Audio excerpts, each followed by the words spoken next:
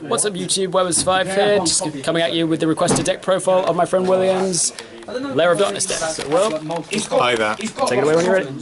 So this is pretty much a pure build of Darkness Diablos or Lair of Darkness. It works quite well at local and casual level, competitive not so much, but yeah, I get the occasional win, and more often than not it's pretty spectacular. So let's dive into it. And also really good if your opponent's already running a Dark Attribute deck. Yeah.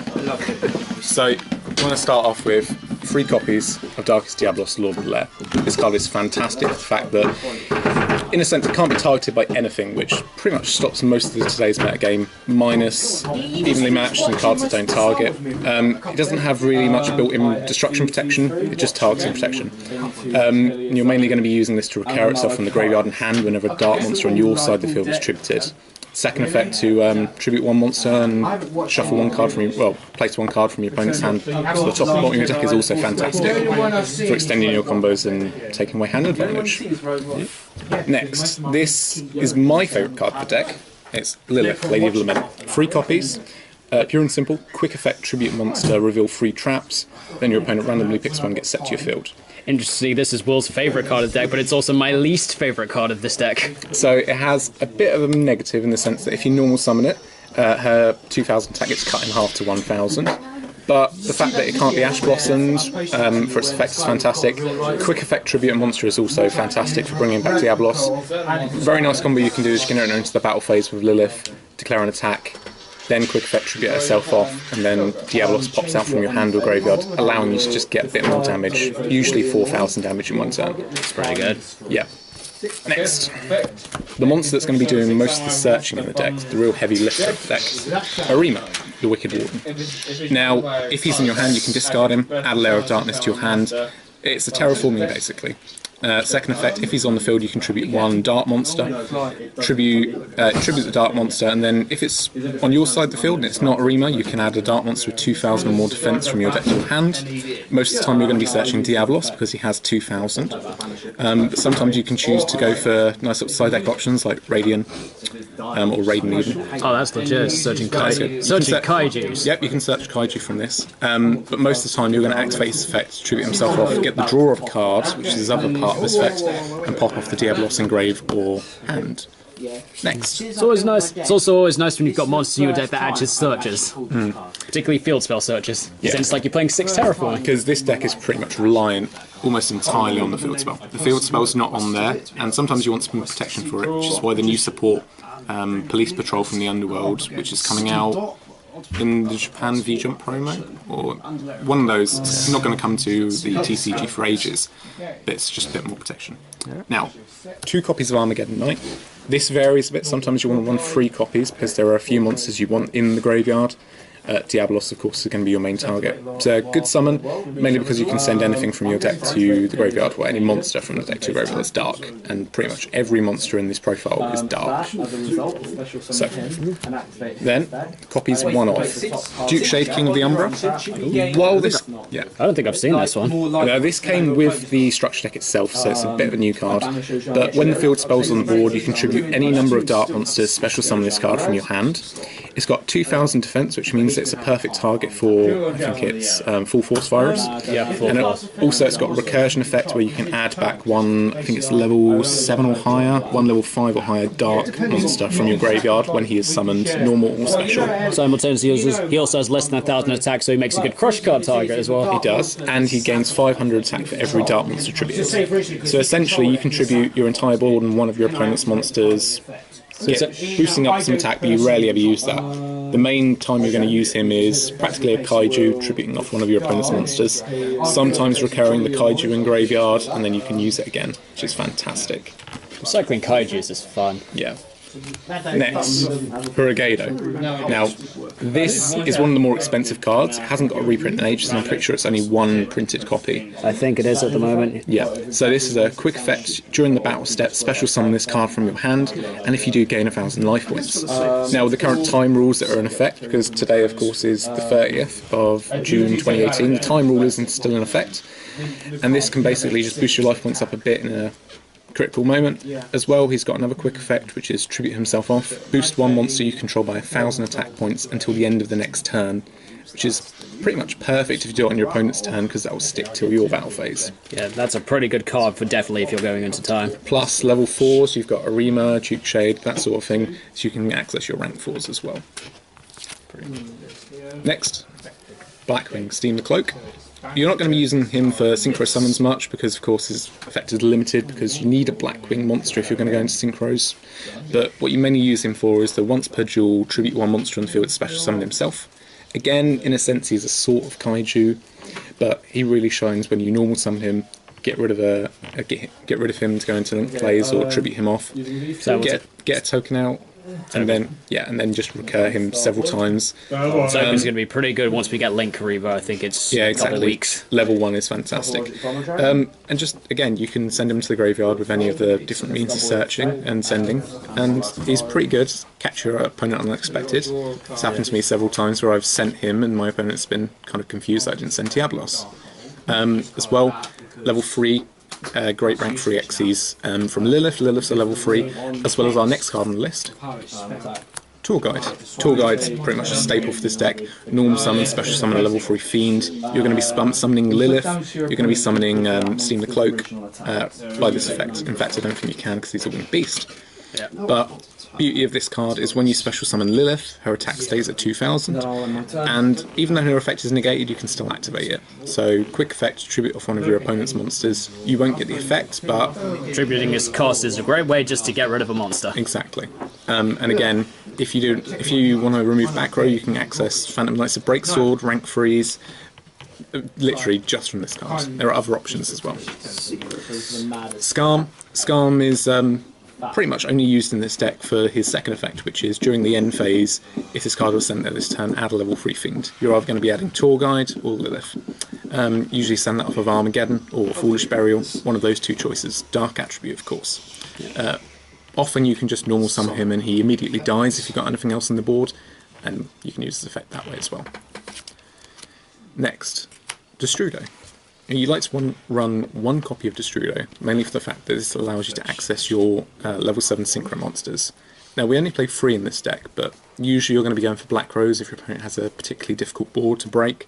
This can be great. The paying half is not too fantastic, but when it gets placed back on the bottom of the deck, it's nice that it can be recurred. You're usually going to be sending this with Armageddon or Foolish Burial. And again, it's got 3000 defense, so it makes a fantastic target for Full Force Virus. Oh yeah. Yeah. Now this is where the title comes in. Triple Lair of Darkness. Now this card is absolutely fantastic. Unless you're me, and then it's absolutely horrible. Yeah, if you're a real opponent, this is terrible. But this is fantastic. This alone makes me want to play more protection for it. Thinking Malefic Stardust or something along that line, which gives it a bit of protection. Or Field Bearer, but then Field Bearer clogs his own. Malefic Stardust is a level 8 which just pops itself out by banishing Stardust, gives a field spell protection. You could run trade in.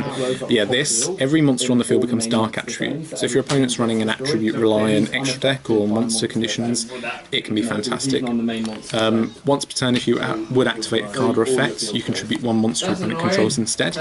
And because everything becomes dark, pretty much every monster in the profile so far's effect can activate, as well as most of the traps. Then you're running 2 Terraforming. 2 Terraforming just to search for the Lair of Darkness. So in total in this deck you're running 8 searches for the field spell in a 40 card deck, which is not too much of an issue. 8. So 3 of the monster searches, 2 of that. And then 3 Lair. It has 2 plus. Next, because this is reasonably budget, don't play any hand traps. Triple Call by the Grave. Triple Call by the Grave comes up quite often. You can set it on your turn and stop your opponent's combos if they need to send stuff to the graveyard, but also it's just great for your turn as well. When you want to go into those combos and your opponent may hit you with Ghost or they may hit you with Ash, Droll, Bell. Yeah, pretty much If Bell does anything to the deck. anything that discards themselves as costs, this can pretty much hit as long as it's a monster. Also good to get stuff that tributes its cost as well. Yep. So that really needs no explanation. Now, because you're running so many dark monsters, I like to run a small little draw engine of Allure. Allure's pretty good because there are some dark monsters in your hand you don't particularly want. So something like Destrudo, if you're on a high amount of life points, you can usually banish that instead. Duke Shade, again, and you don't necessarily need every single copy of every card. So just the draw 2 is fantastic. Burial to send Diablos usually, sometimes you want to send others. one copy of Reasoning. Reasoning again is pretty good because you can pretty much normal summon everything in this deck. So it usually always goes through, and there's such a variety of levels that it usually pays off. Monster Gate is pretty much another copy of Reasoning, but this one can actually activate Diablos and handle Graveyard because you tribute one monster. So if you tribute a monster on your side of the field, or you can tribute an opponent's monster with Lair on the field, then you can pretty much bring out any monster. Ew. Yeah, it's horrible. And again, because everything can be normal summons, yeah, it's just fantastic. And then the last spell in this deck, one copy of Monster Reborn. I'm just going to highlight that quickly. That is, in fact, a starter deck Yugi Monster Reborn. I can't even think I can... Yep, starter deck Yugi. One of the original ones. Yeah, so it's so old. Makes me feel really old. This is just fantastic. Diablos' other effective. This card cannot be targeted and cannot be tributed. Only works for your opponent. So you can target him in the graveyard and bring him back, which is absolutely fantastic. Then on for the traps. Now, because Lilith searches out traps, the magic number you want to run is 6. Mainly because you want 3 targets for her first effect, second then you want 4, third you want 5, but usually you want to run 6. But we run triple back to the front. Now, back to the front pretty much replaces Call of the Haunted in every sense, because it's special summons in defense, and it's a normal trap, meaning it can be searched out with Lilith, which is fantastic. And unlike Called the Haunted, it doesn't stay on the field. Correct. Now, you're going to use this either at the end phase of your opponent's turn to bring something back like Lilith. She'll stay at 2000 defense, and it's a quick effect from Lilith, so a bit of protection there. Plus, the fact that you run 3 of these allows you to run more traps, because you're going to be recurring Lilith quite a lot, if not Diablos, so you can just run more traps in general. Next, you want to run a virus package to this deck, because pretty much all of your monsters are going to be valid targets for all the viruses. You've got Deck Devastation if your opponent's playing low attack monsters. You can tribute out of Diablos, activate this effect. He's pretty much the only target except from Radiant, which is in the side deck. And this will pretty much stop your opponent's hand. Check all monsters on the field as well, and if they've got 1500 or less attack, they go to the graveyard, and then for the next 3 turns you have hand awareness of your opponent, which is fantastic. Full Force, exactly the same. Again, Diablos can be tributed off this, as well as Duke Shade and Destrudo. They've all got over 2000 defense, and this is just like Deck Devastation in the sense that we get to check your opponent's hand for the next 3 turns, hits everything on the field, and if it's got 1500 or less defense, it's gone. Which is pretty useful in some decks like Zombies, which all have like 0 defense. But the true champion for this profile is Eradicator. Which is sadly still at 1, but at 1 for a good reason. Eradicator could shift at some point, depending on the state of the game, but for the moment, if you're playing against your Sky Striker matchup, this doesn't really do much. Hitting spells actually helps them in a sense, but when you go up against, say, a Pendulum matchup, or just general Paleozoics, or something along the lines, Old Skies, something that plays a lot of traps, you can tribute off Diablos, you can tribute off several of your extra tech monsters, Raiden, and you can literally just call spells traps. And then, same as the others, next 3 turns you have hand awareness of your opponent. That card must be so good against Paleo. Yeah, it is. Then, Triple Trench Tribute for the last 3 cards in the main deck. This is fantastic, mainly for the sense that you can just pop everything on the field. Your deck really doesn't care about being in the graveyard too much. If they're in the graveyard, they usually get recurred in that sense, but this is fantastic against Pendulums, as AJ will say. Just pops everything upon the Pendulum Summon, and then that's a pass turn pretty much at that point. And Torrential being bracket 3, fantastic. That's the main deck. Move all of these out of the way. Yep. Next, we play the extra deck. Now, we like to run the Nightmares in this, mainly because they're really good for the current state of play. And if you can establish a co-link, or several co-links, you get the draws. Draws are really nice. And just generally, the Nightmares are fantastic. So, Mermaid doesn't really need much explaining, but 1 Nightmare monster, if you've already used the effects, some of them can be a bit pointless. Unicorn sometimes, you don't want to get the additional draws, but just every monster that's not co-linked loses an 1,000 attack and defense. We don't play Ibli in this deck, but you could if you wanted, and that's a great choice as well. And I suppose in a sense where you don't really use your extra deck like a deck like Pendulum Magician, where you rely on stuff in your extra deck. Main decking Ibli also like Mun Dade also means if your opponent drops an Ibli on you, at least you've got an easy way to get rid of it. Yeah. But just generally, we don't drop into the extra effect too often, but Lair of Darkness' second effect, which is spawning tokens at the end phase for each monster tributed, which I should have mentioned earlier, is just one way to access Mermaid. Next, Cerberus. Cerberus again, pop a special summon monster in the main monster zone. If it's co-linked, draw a card, and then provides card effect destruction for all the co-linked monsters. Is fantastic. 1,600 attacks a bit low, but for a link 2 makes sense. Yeah, but when you see the next link 2, Phoenix has 1,900, which really surprised me. I would have thought Cerberus would have had more. Pop a spell and trap card on the field. Again, if it's co-linked, draw a card. All the Nightmare monsters share this effect.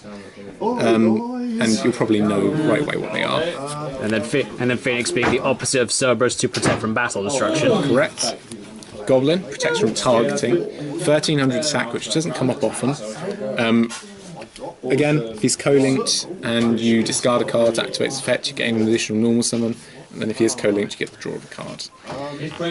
And then the last one we play in this is Unicorn. Unicorn's fantastic for shuffling one card your opponent controls back in to the deck.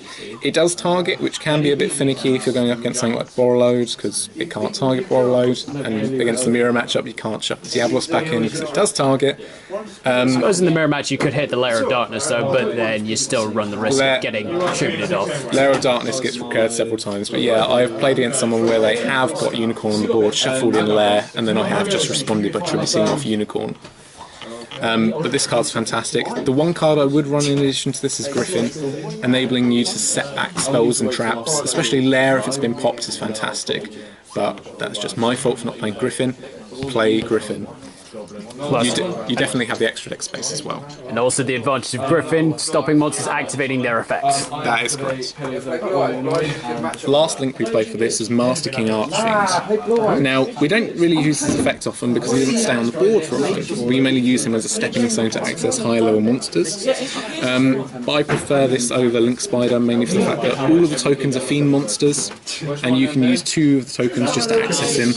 It's just a non-restriction of just having 2 Fiends. It doesn't say 2 Fiends except tokens. It's quite good. 2,000 attack as well is nice if you don't want 2 1,000 attack token monsters. The second effect, which is basically pay 500 life points to the standby phase, and then you can send one monster with attack equal to attack or defense equal to 500 to the graveyard. Roll a die. If it's 1, it gets added to your hand. If it's 6, it gets special summoned. But if it's any other number on a 6-sided die, it gets shuffled back into your deck. Risk of Archfiends. It's good in the sense that if you can send something like Duke Shade, which has 500 attack, you can add it to your hand, or you can special summon it. And in both senses, it will probably do some work for you. But it doesn't come up often.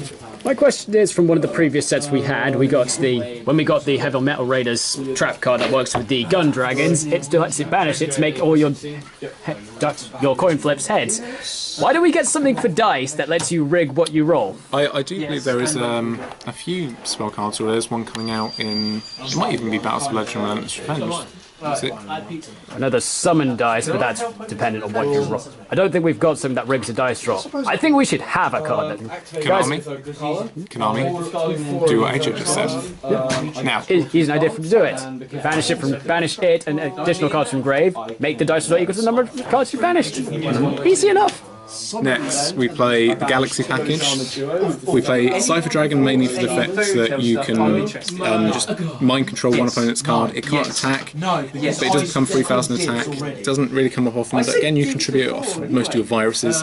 This is fantastic in the sense that it's got 3,000 attack and 2,500 defense. It activates every single virus effect in the game. Plus, you just need 2 copies of Diablos. Of course, the field spell's going to turn it into a dark. Yeah. 2 copies of Diablos, and this is made. You've definitely got the ability to get 2 Diablos on the field at once. Mainly you're going to be using him to overlay into full armor Photon Dragon. Discard 1 material, going to be sending Diablos from the materials attached to the graveyard so he's live. and you can just pop one card, and then again you're going to overlay. And then it's a 4K, so that's going to be decent to sit behind for a bit. 4K is nice, but then you want to go into Galaxy Eyes, Cypher Blade Dragon. If your opponent has too many cards in the field and you want to play it safe, you want to pop back row, kind of worried that they're playing any of the mirror forces, which is rare. 3200 is always better than 3000. A bit more damage, but again, detach one material. Going to be the second copy of Diablos. Pop another card in the field. The second effect doesn't really come up often where he dies, you get this boy back. But it can be nice. Your opponent's not usually going to destroy it by battle. And then, Phantom Knight's a breaksword. Phantom Knight's a breaksword is fantastic for the sense that it's one tour guide target. You don't have to target himself and destroy him, but you can usually target your own spells and traps, activate them in response, and clear one card off your opponent's board. 2000 attack as well. If you've got Lilith that's been normal summoned and a tour guide which has been used for something else, it's just a bit more damage on the board. It doesn't come up too often, but hey, I like it. It does its work. And then you have 3 cards for your Synchro package. Dark Strike Fighter. Dark Strike Fighter is fantastic in the sense that it tributes itself as offers cost, or another monster. With Lair of Darkness, you of course contribute your opponent's monster's offers cost, and basically burn your opponent for 200 damage times the level. So it also gives you a nice burn option for going into time as well. Yeah, so tribute itself off for 1400 burn, because it's 700 at level 7, and then prop Diablos and Handle Grave, get him on the field, enter into the battle step. Diablos can usually get through the battle step unscathed as well, because he cannot be targeted, and most cards today do target. 2600 as well is not bad. It can activate Deck Devastation and Eradicator. Can't do full force, but it doesn't come up often. Mainly there for the tribute effect. Then, Black Rose Moonlight. Black Rose Moonlight's just another nice little level 7 option. You can clear one special summon monster off the board. Provided it's level 5 or higher. I do believe the first effect. Oh yeah. Yeah, so you can basically bounce a special summon monster when it's summoned, but if a level 5 or higher is special summon, you can multi bounce it. So when it's first summoned, you can basically bounce one monster. Again, potential targets for this card. Kagari's a nice one, Shizuku's a nice one in current meta, because then they can't activate their effects, Rei can't recur herself. There are some nice options. It doesn't come up too often. Last card for the extra deck is Black Rose Dragon. Do I really need to explain this card? No. I really don't. When it's special summoned, destroy everything on the field, including itself, which is a bit hurtful, but if you want to secure the board. But provided you've got... And if you've got a follow-up afterwards, it doesn't really matter. If you've got a monster reborn, and you can just keep going. Or say if you've done it after you've done a decent co-link of Nightmares, and at least they live. Now, for the side deck, smooth scenes. Yeah. For the side deck, we try and play at the local casual level. Change this up to the competitive scene, add some evenly matched in there, add the hand traps depending on the matchup. It's up to you really, but what I like to run in this case is Chimeratech Mega Fleet Dragon. Now, there's a lot of Goki players, a lot of Extra Link plays, so triple Cyber Dragon in the extra deck. If you draw into this card going second and your opponent already has the Extra Link up, there's usually nothing that can stop this going through except say a Tri-Gate Wizard. And as soon as he's summoned and you go into Chimeratech Mega Fleet, the extra link's broken. You've got a monster in the extra monster zone that has 3600 attack, which can usually... Yeah, 36? The 2 monsters tributed from the extra monster zone and Cyber Dragon. Oh, wow, that's good. Yeah. That's great against an extra link. And if not, he's at 2400. That usually beats over pretty much everything except Griffin, dependent on the fact that Phoenix isn't on the board. It can be destroyed. So, then we play Triple Kaijus. Radiant's fantastic, as I've stated before, because it's a target for all of the virus cards. It's a level 7 Dark Monster, which is a bit of an issue. If it was level 8, I'd consider running it in the main deck with a Lair. A Lair would be fantastic. Fiend as well, it can be recurred from a Duke Shade. But just generally, you're going to be using this to tribute off your opponent's monsters, and then when they extend their combos and get rid of him, you can recur him. One in several ways. I suppose that could also combo well with if you would side it alongside with the Cyber Dragon package to break the board. Also get rid of the Tri-Gate first. Yep. Then take out the extra deck. Yeah, that's pretty much it. one more copy of Lair, just for the sense that if the deck's running a bit inconsistent, we like to run another way to search out cards. My favourite side deck option, Temple of the Kings. Now, if you've seen some past dueling videos, Temple of the Kings comes up once per turn where you can activate one trap card per turn to set. It speeds up your combos in a certain sense. You can set back to the front, ditch the Arima. If your opponent negates the Arima with something like an Ash, you can recur it and still get the still gets effects off. Star Wars in the background, folks. The second effect doesn't actually come up in this matchup. We don't use Mythical Beast of Circuit, but if we did, that would be fantastic. I need to reread what that card does at some point. I can explain it very briefly. Basically, you contribute one Mythical Beast of Circuit, and yeah, special summon one fusion monster from your extra deck. Yeah, special summon one monster from your extra deck. Hand or deck, or one fusion monster from your extra deck. So if you can think of a good fusion monster target, you're usually going to go for something like the last Warrior Returning Alive, but you don't use it, pure and simple. If Norden was back, you'd use it for that. Yeah. But that card's never coming back. And then Sky Striker matchup, let's play 3 copies of Mind Crush.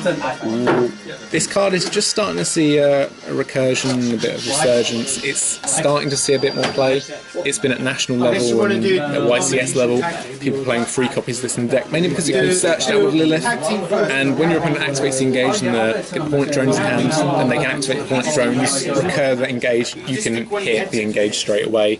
You know full well it's in your hand. Sometimes you hit 1 copy, but when you hit more than 1, it's fantastic. And I suppose if you're going first from a side deck perspective for game 2, if you're possibly anticipating an evenly matched, you can try against that. Yeah, or if you're playing against a spooky matchup and you know full well what cards they're searching and they send them to the graveyard, you can just hit it straight away. As long as it's not one of the monsters, they won't get the effects. You could hit Rematch, which is one of my favourites. And then the last 3 cards, this one doesn't come up as much anymore, but I feel it should be a staple 3 of in every single side deck.